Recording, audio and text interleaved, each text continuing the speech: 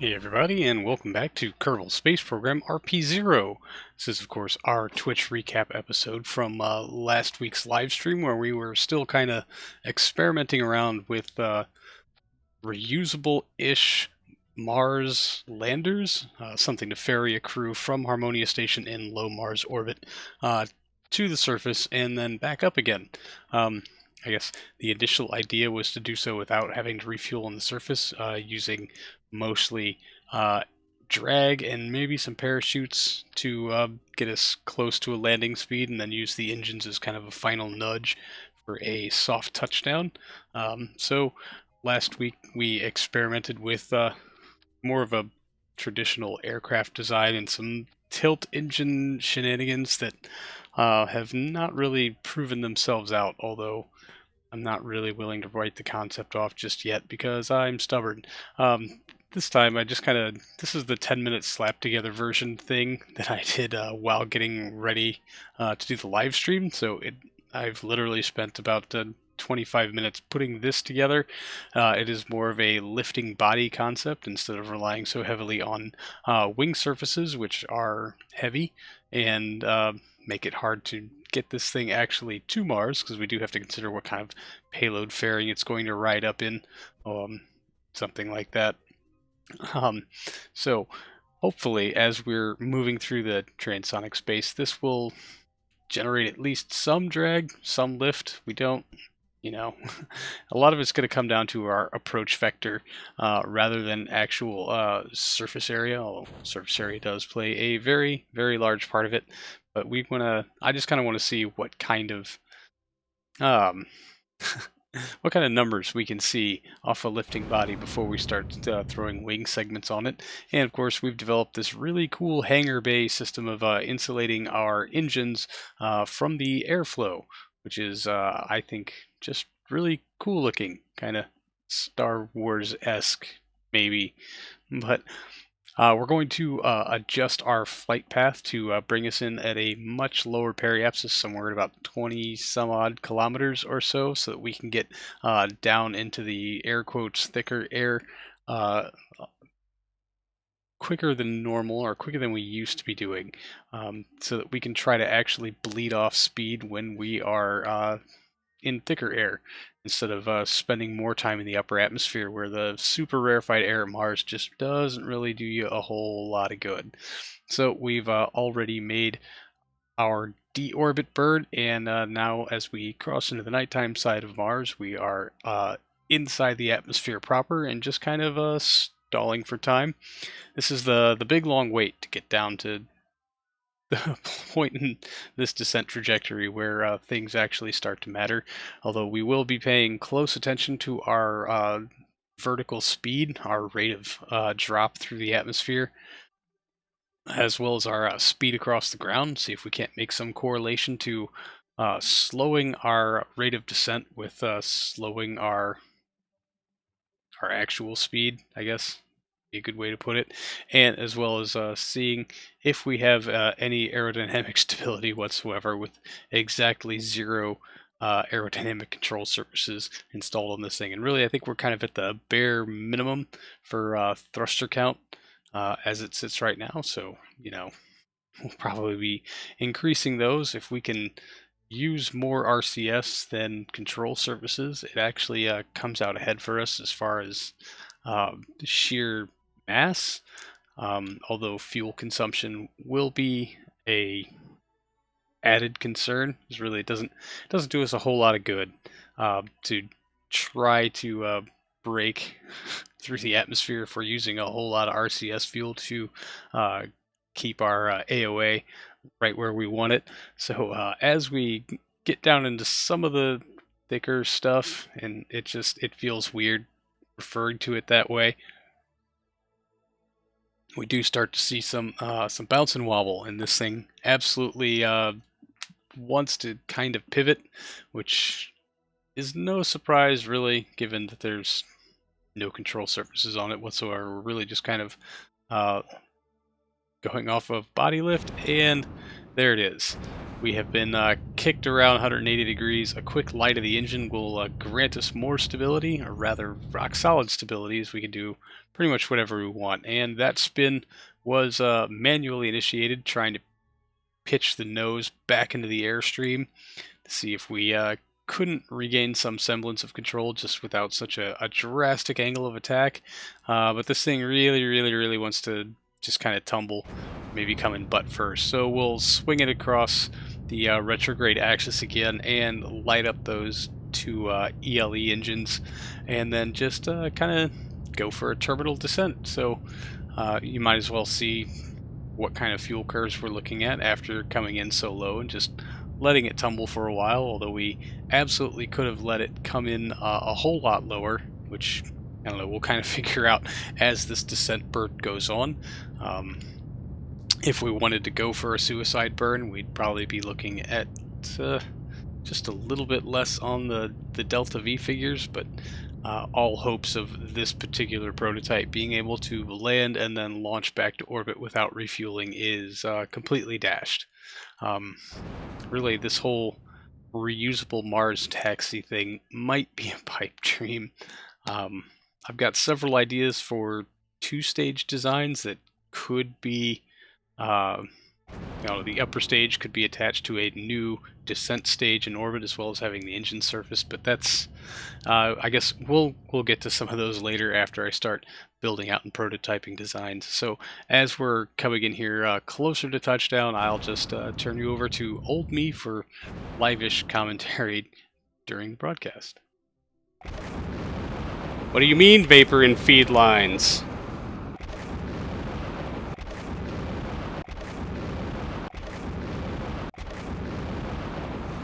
Well, that's real interesting. Oh, hey, one of them lit. Soft touchdown.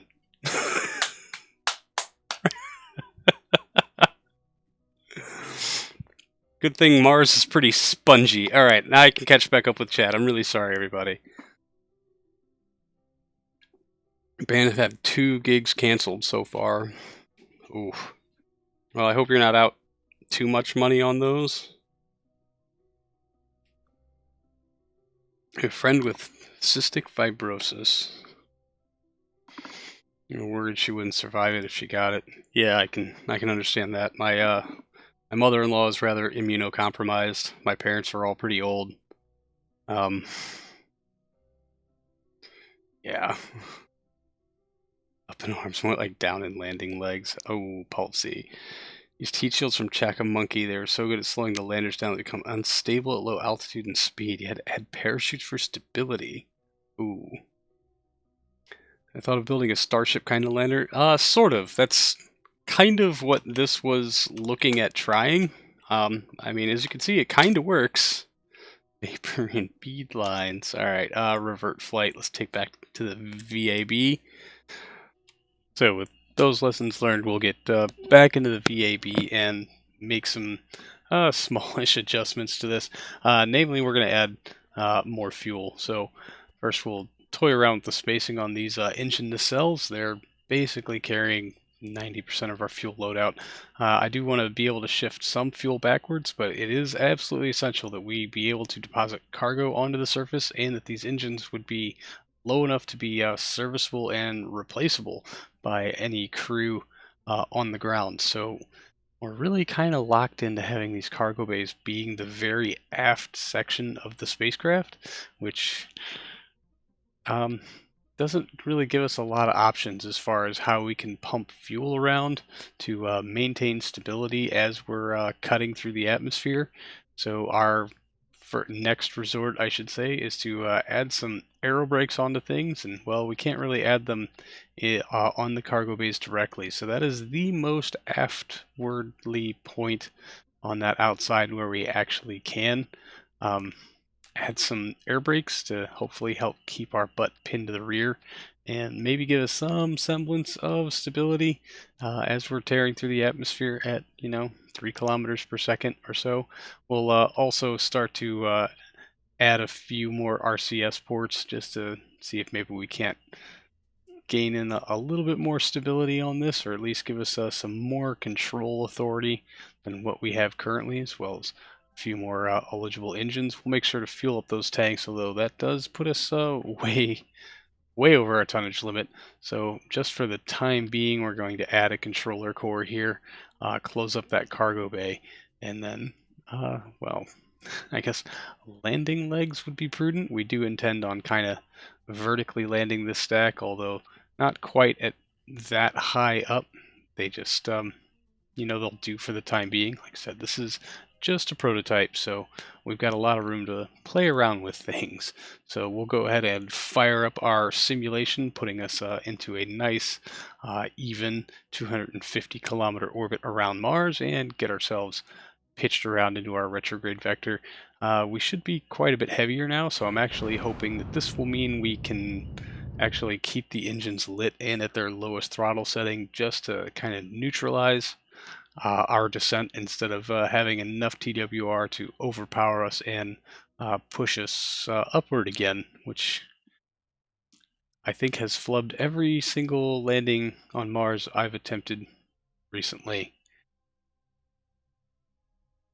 More or less. All of them except for the first one have failed due to pilot errors in some TWR related instance. I think that's fair to say. So anyway, now that we are in the atmosphere proper, we'll start to pay close attention to our vertical speed and our normal speed. Say last time when we got tossed around afterwards, we're still in excess of 3 kilometers per second. So the Aero braking was not to be found, although we did generate some lift. Our vertical speed did drop again, just like our tests last week. We are seeing actual reduction in our rate of fall, which means we are, at least in some respects, generating lift, which is pretty cool. Now, just how to optimize that and kind of what's the upper limit for tonnage versus speed will kind of determine how much speed you can bleed off and at what altitude. So to try to help us out here a little bit, I've gone ahead and brought out Mech Jeb's Smart ASS to hopefully keep us locked into a pitch, although it does kind of struggle with it. You can already see the spacecraft kind of bouncing and pivoting as it doesn't really want to face nose in.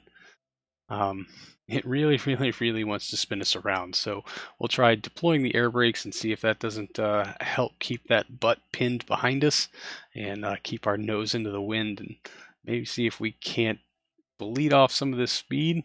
Although our vertical speed has continued to drop throughout all of this descent trajectory. We're already down below 70 meters per second to sync rate, where we started at like 160 something. And for our current altitude, which is just above 40 kilometers, that's pretty good. And now our periapsis is below the surface. Our apoapsis is inside the atmosphere. So we have officially deorbited down to about 38 kilometers, but only 3,200 meters per second. Our vertical speed at one point dropped to about 48 meters per second, although with this tumbling, it is starting to increase because we are not turning that speed into lift. We're just basically encountering dead drag. So we will light up the engines facing full aft and let that vertical speed just increase like crazy. Again, another pitch into the wind. This time, don't really care if I'm facing upside down or right side up. The dynamics are pretty much the same. The spacecraft is not happy with me. It does not want to face forward, not even using the cargo bay as kind of a makeshift drag chute thing. Didn't really work.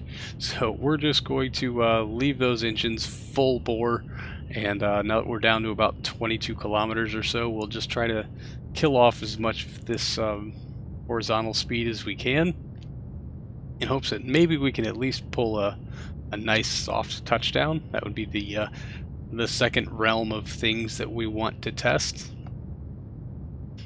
Although, really, my record for such things, not great. Although, coming down to about 6 kilometers at still 1,500 meters per second does call for a little bit more drastic action here. We'll go ahead and just point pretty much straight up until we can gain a little more altitude. We're down to about 3 kilometers, and any large hill we come across could be ultimately fatal. But thanks to the high TWR of these engines, we're able to kind of shoot that down, or rather pick speed back up and climb all the way back up to 5 or 6 kilometers, where we really bleed off enough speed to start our terminal descent in earnest. And though I have timed it pretty badly, we can roll the throttle on these engines almost all the way back. We'll climb just a little bit, which means we can kind of coast it for a little bit. But anyway, I'm going to turn you over to old me as I attempt another soft touchdown. Alright, 400 meters, 200,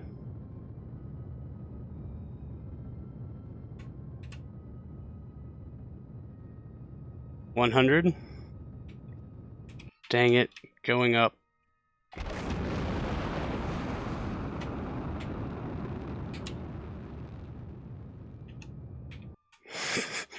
20 meters, just let it hit the ground. Bounce. Just enough to cover that 10 meter per second crash threshold. Bunk. Bunk, bunk, bunk, bunk, bunk. And we broke some air brakes. Not too bad. Cancel points, what are they? Wait, what? I'm confused why this time, but not last time. Just the amount of ullage, maybe?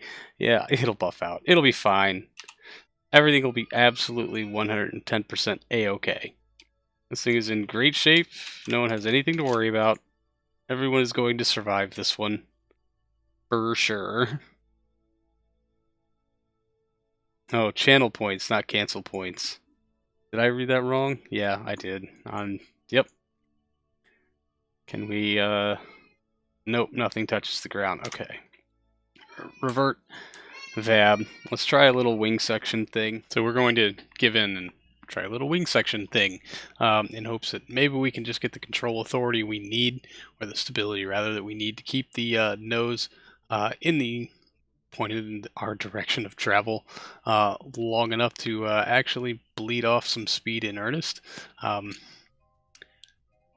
Yeah, I mean, obviously we're looking at a powered descent, but I think if we can shave it down to using less than 1 kilometer per second of fuel for our landing, we're going to be in pretty good shape. That's, I mean, probably wishful thinking, but any little bit would really help, and really, if we can get more assistance from the air than what we're getting currently, I think that's a pretty good indicator that maybe we're on the right track. Although there is that that small hurdle of being able to land the dumb thing, which I have obviously not proven I can do yet. So just to kind of make sure that we're going to have enough wing surface space in the airflow, we're just going to go ahead and go with this interplanetary biplane design thing.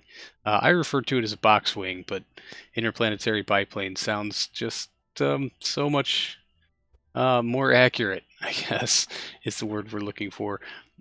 This will also keep our yaw control surfaces in the airstream during really all of the descent, and it will kind of capture some airstream and force it around it. So with everything copied over and kind of our very, I don't know, basic design changes implemented and the air brakes reinstalled, we'll go ahead and switch back to our simulation here in Mars orbit, fire our deorbit burn. Of course, overburned on that one a whole lot. Our periapsis is down to like 1.8 kilometers, but I was running a little low on time, so I just decided that we were gonna just go ahead and go for it.